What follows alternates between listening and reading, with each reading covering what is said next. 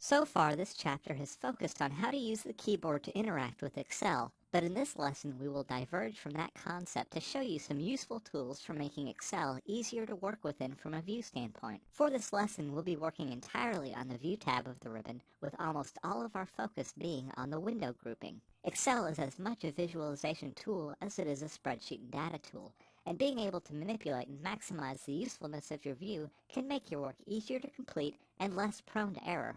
Let's begin with a common problem. You have a data set on one worksheet tab like this one displaying the number of units of each food item sold at a given store, and you're trying to create a summary on another tab. In standard Excel use, you'd have to switch back and forth between the tabs while writing your formulas or copying your data. Many people, myself included, have 2 or more monitors available to them. If you don't have multiple monitors, then this particular solution will be a little bit more challenging. Pressing the new window command, Alt-WN, will cause a secondary window to open that is accessing the same Excel file. Since I cannot record both monitors simultaneously, I will use another feature useful for single monitor users called the Arrange All feature, Alt-WA. If you do have multiple monitors enabled, this command will not arrange them as shown in this video, as for this demonstration I am only using a single monitor. This command will ask you how you'd like to arrange your windows and whether to use just the current workbook, or if you leave it unchecked, all open workbooks. I'm going to use only windows with the active workbook, and I'm going to choose to view them horizontally. Once I do this and press OK, both windows will get equal monitor space and be aligned horizontally. The only difference between these 2 windows is that one has a 2 after the workbook name, and the other has a 1 after the workbook name. By doing this, I can still see where I'm setting any formulas up, just in case I haven't had enough coffee this morning and can't quite remember my original purpose when I started writing it.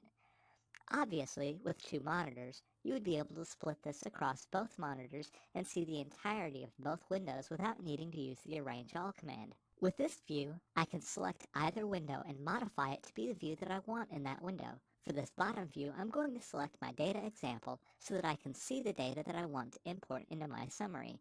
Now I can use my Control-Tab hotkey to jump between windows without ever disrupting my view in any way. But there's still something missing from my original data example view. I'd like to be able to scroll down and still see my headers, and then scroll to the right and still see my row labels. Because of how small the window is, I am unable to do that, so let's introduce another command. To solve this problem, let me show you the Freeze Panes commands. The Freeze Panes drop-down in the View box has a series of different options. Each of these commands will lock a different portion of your window in place, so that no matter where you scroll, that row or column will remain visible. In my current view, you can see rows 1 through 8 and columns A through W, but I want to always be able to see row 4 so that I know which store I'm looking at.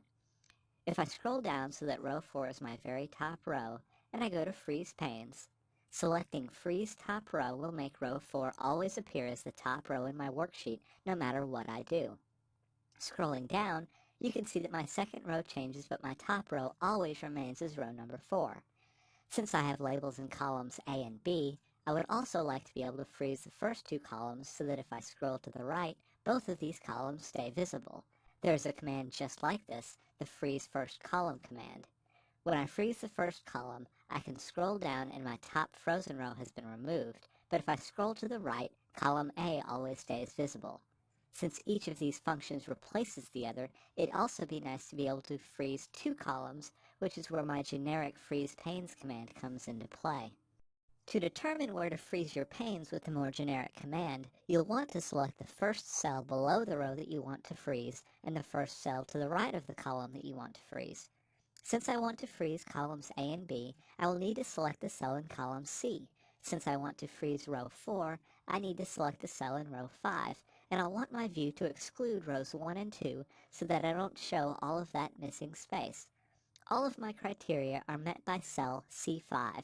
So by selecting C5, I can go to the Freeze Panes dropdown, choose Unfreeze Panes first to break my prior settings, and then re-choose Freeze Panes from the dropdown to freeze them. Once I've done this, I can scroll down and maintain my view of the top 2 rows, and scroll to the right while maintaining my view of the first 2 columns. This is how I want my view to be for this worksheet. However, note that if I ever want to see rows 1 or 2 again, I will need to unfreeze my panes first. Before we close out this chapter and lesson, I should explain how the freeze panes command will modify how a pair of your keyboard commands will function. Whenever you freeze panes, you're effectively changing your home position within an Excel worksheet. What exactly does that mean? Well, if you remember a few lessons back, I showed you how the Home key would take you to column A, and the Control Home key would take you to cell A1. By changing your home position, you've changed how these hotkeys work. The Home key will actually take you to the very first column in your worksheet that is not frozen. In our case, since we've frozen columns A and B, our Home key would take us to column C. So if I go way out to cell AB104 and I press Home, I'll end up at cell C104 rather than cell A104. Similarly, our Control Home key combination will take us to the very first cell in our worksheet that is not within our frozen panes. For this example, this would be cell C3. So no matter where I am, pressing Control Home will take me to cell C3, even if I start from a cell within our frozen area such as B104. Optimizing your Excel view can simplify many tasks and make your work easier and less error-prone. In conjunction with the keyboard skills we've covered this chapter in common Excel functions, you now have the tools to be far faster and far more efficient in Excel than ever before. Our next chapter will dive into some of the most commonly asked about and frequently used functions, the lookup functions.